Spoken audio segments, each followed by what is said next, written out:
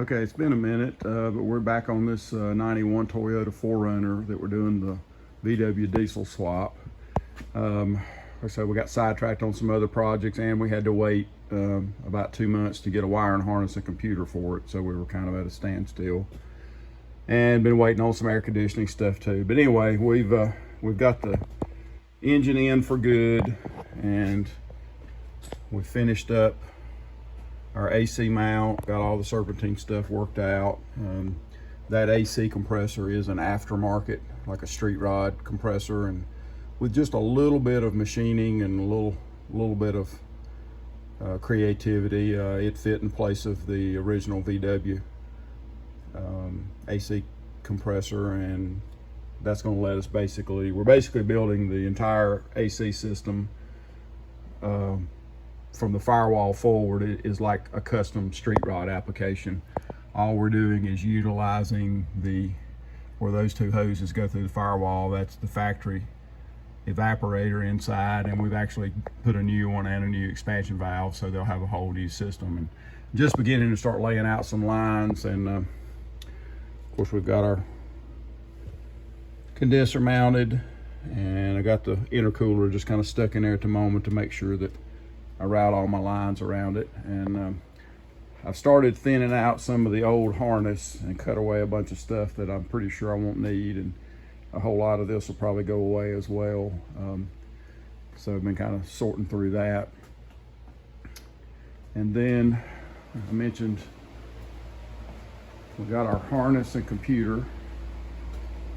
So this is what has to go into the vehicle to run the diesel, and it is drive-by-wire. Here's the pedal, and we've already made a pedal mount.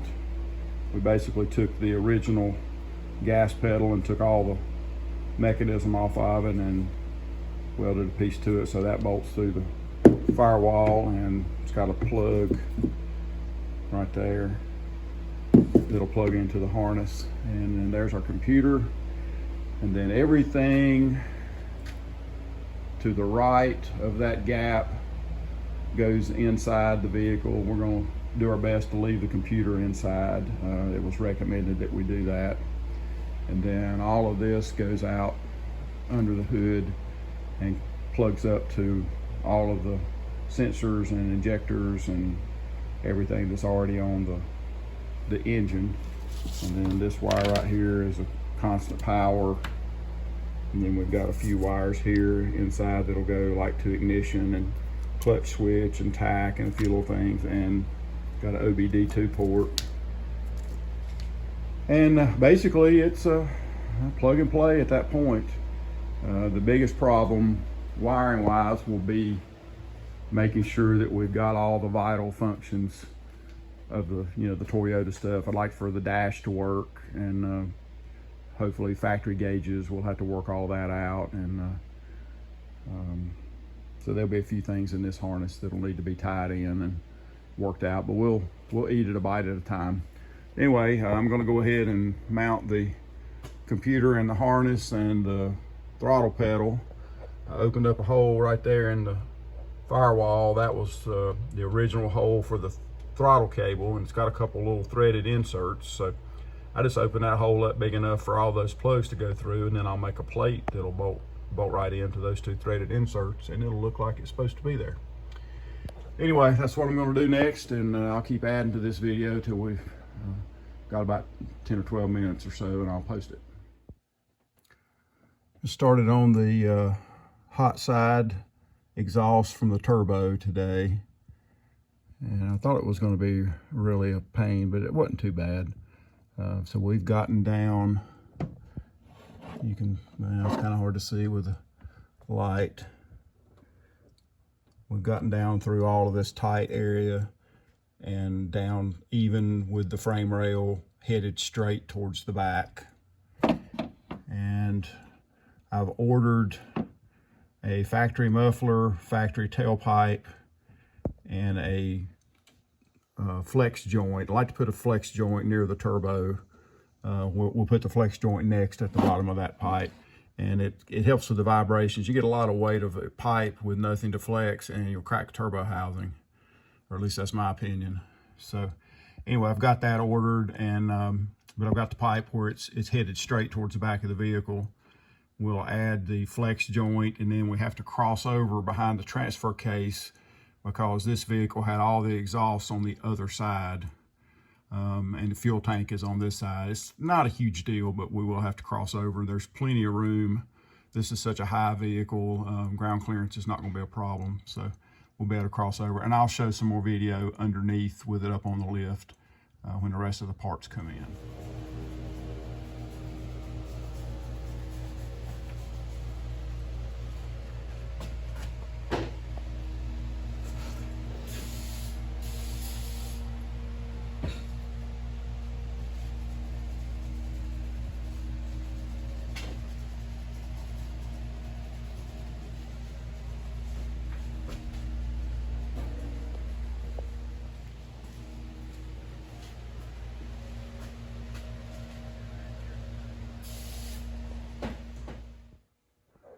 Okay, today we're going to try to finish up this rat's nest of AC lines, get everything roughed in and crimped, and just got started. I thought I'd show you real quick how we do the crimping and everything. This is just a hydraulic crimper. You can buy them, I guess, off Amazon or wherever. I'm not sure where I got this one, but I'm sure they're all coming out of the same factory in China, but it does work well. And you can see I've already crimped those.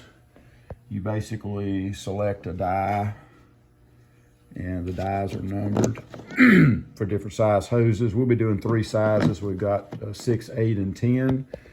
You've got 2 different sets of dies. You've got one set that, like, that's a number 12 with the RB, that's reduced barrier hose.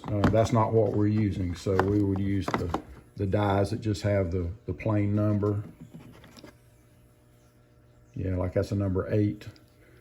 And then we're just using a standard hose. You can see here, number 10. And one little trick you want to make sure you do when you lay these out is you've got to clock your ends. You can see I've got a silver Sharpie mark there, because if you don't, you cannot twist this hose. And you've got to make sure that everything lays right when you get it mocked up, and then crimp them and they'll fit good. So anyway, this is our main suction hose. So like I said, that's what the crimps look like when they're done. And again, I'm pleased with this crimper, especially for a guy like me that, you know, only does a set of hoses once a year or every couple of years. So anyway, we're going to continue on, and I'll try to show you the finished product when we get everything done.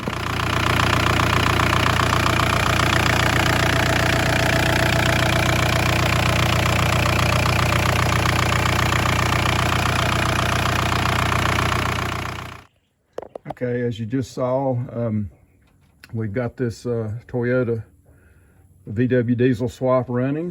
Have been up the road and back with it, and I just thought I'd go over a few things. Now, it's still, you know, we still got a lot of stuff to neaten up, and it's not really ever going to look like a show car street rod as far as plumbing, because there's just a lot of plumbing on these things. But you know, we're gonna neaten some things up. We're just mainly making sure everything is going to work. And that's mainly kind of what I want to talk about right now. If you're watching this video, you're probably interested in doing one of these swaps. And the one thing to me that was the most, I won't say difficult, but time consuming, was just figuring out all the miscellaneous plumbing. So I want to kind of go over what I've done. Doesn't mean what I've done is the only way or even the right way, but I kind of wish there'd been more videos like this when I was looking around. So anyway, let's start with fuel system. And I have decided I am going to move this pump. With this pump mounted on the firewall, you can hear it a little too much inside the car. Even, you know, of course it is a diesel, you're going to hear that, but you can kind of hear this contributing to the noise. So I'm going to relocate this somewhere over to an inner fender or something where it's a little more isolated from the cabin.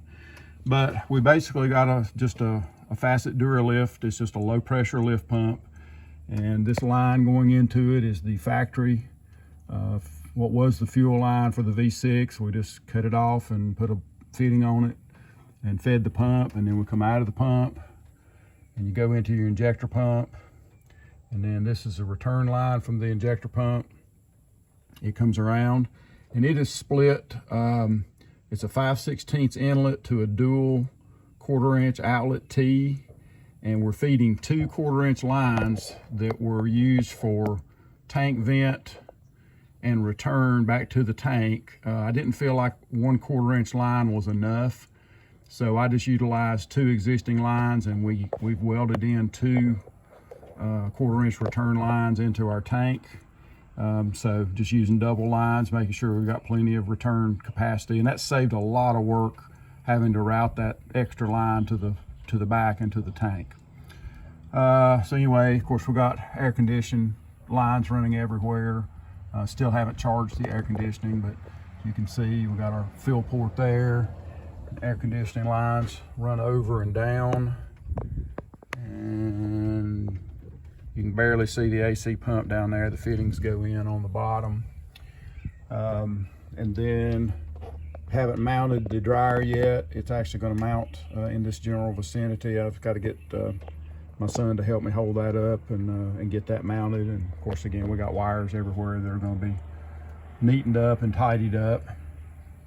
I used the original coil wire for the V6. It's a pretty high current 12 volt ignition wire, and we're using it right now to feed the pump and also to feed the VW computer.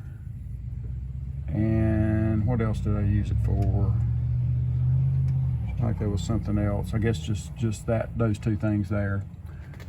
So that worked out really well. Didn't have to trace out a bunch of stuff. And while we're right up here on top, you've got your ventilation, your crankcase ventilation. So we just got it looped around, and it comes around here, goes into, this was the stock Toyota air box. I took the flapper valve off and made a fitting for it. And then we've got this hose with an aluminum coupler going into the turbo inlet. And then of course on the bottom you see it coming out of the turbo, goes up into the bottom of our intercooler. This is the top of the intercooler, comes out, goes into our intake. We've got our boost control valve here. Speaking of boost control valve, we have our N75 valve mounted right here, and that's getting vacuum. It's also got a signal that we tapped into the air box. I guess that's just for atmosphere. And then the other one routes this vacuum line to the turbo controller. And again, got a lot of stuff to neaten up. Radiator hoses, the top radiator hose, I was able to find a molded hose to fit it. All we need to do is we're going to make a stand right here that bolts onto the engine as a cradle to support this. And that keeps it, from ever getting into this pulley, which I don't think it would anyway.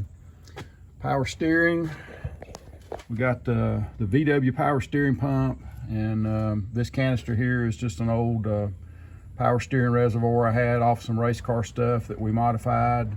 So you've got your feed line going into the pump, and then you can barely see underneath. Well, down here, this is the line, the return line coming out of the pump, and it goes in at the bottom. You can't really, yeah, you can barely see that brass fitting at the bottom of that canister. So that's the return. It feeds up into the canister. And then this top screws off, and we'll do a vent with that AN fitting when we get time. The high pressure hose from the VW pump to the Toyota box, that is actually a stock Toyota 4Runner power steering. Now it's kind of folded up and long. We're going to do I need to do a mounting bracket, just sort of to tie it back over there a little bit. And I could have shortened this up, made it a lot neater, but then if the customer ever needs a power steering hose, he can go to the parts house and buy this hose. If I make him a custom one, then he's kind of screwed there. And also, this extra metal line, that acts as a cooler. I know Ford on some of their trucks, that's all they do is crisscross a few feet of the steel line and use that as a power steering cooler. So anyway, that all works, seems to work fine. So that was pretty easy. Now on to the heater lines, cooler lines. You can see I came out of my oil cooler, came up to a T, and then from that T, this is the heater control valve. This cable operated from inside the truck, and I have verified I do have heat, so that all is working. And this is our outlet line coming out of the heater, and it comes around, and you're probably not going to be able to see some of this, but it's there. That goes down to there's a steel tube that runs around the back of the engine that's got 2 or 3 outlets on it. One of them is for this heater return, and then the other one comes around. Get a better shot here. The other one comes around, if you'll look right underneath that oil pressure sender, that's the other end of it. And then we've got that fed up here to the bottom of our coolant bulb.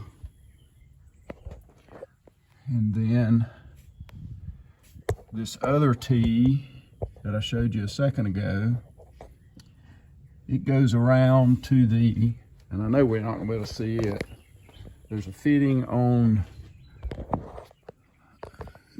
that goes on the back of the engine that you have to replace. And anyway, so there's a fitting for that. Then there's a steam fitting on the back of the head, and that runs, you can see it right there, top of the coolant bulb. That works out good. And I did use some like power steering return hose, something a little stronger than just vacuum or fuel line, just because of the, the steam temperature and pressure. So I think that covers all of the coolant. Of course, the bottom coolant line, it comes out right here. Oh, let me show you one more thing. Okay, this is where the thermostat goes, and that goes in the bottom coolant line. And if you look real close, you can see that wire. I tapped that and put a Toyota temperature sensor, and that feeds the Toyota gauge and seems to work great. Also put a Toyota oil pressure sender in, although this thing is, I've put it on twice and it's still got a leak. So I think I've got a mismatched thread. I think the original was a 1/8 straight thread, and this is a 1/8 taper thread, and I'm just not able to get it sealed good, but we're working on that. We'll figure that out. Okay, so, and now on to vacuum. So, vacuum pump on the back of the engine, right there. That loops around, goes into a T, then feeds into the factory brake booster check valve, and over to the brake booster. We got a T fitting here. One goes to the N75 valve. One comes over here, goes into a check valve. That's the factory Toyota check valve. And then the vacuum canister for the Toyota is underneath the fender well. And then there's a few vacuum lines and valves that hook up. That is for 4-wheel drive. So I haven't checked 4-wheel drive yet, but all of our vacuum stuff works fine. We got brakes, got vacuum to the N75 valve. This line here, that's a new clutch, hydraulic clutch line. And I think that's about it for plumbing. Of course, all the wiring harness, we bought a harness ready programmed and a computer ready programmed for this engine. So most of that stuff plugged up once we got everything in place. So anyway, it's up and running. I've got a few things I've got to correct. I got a fuel leak at the tank.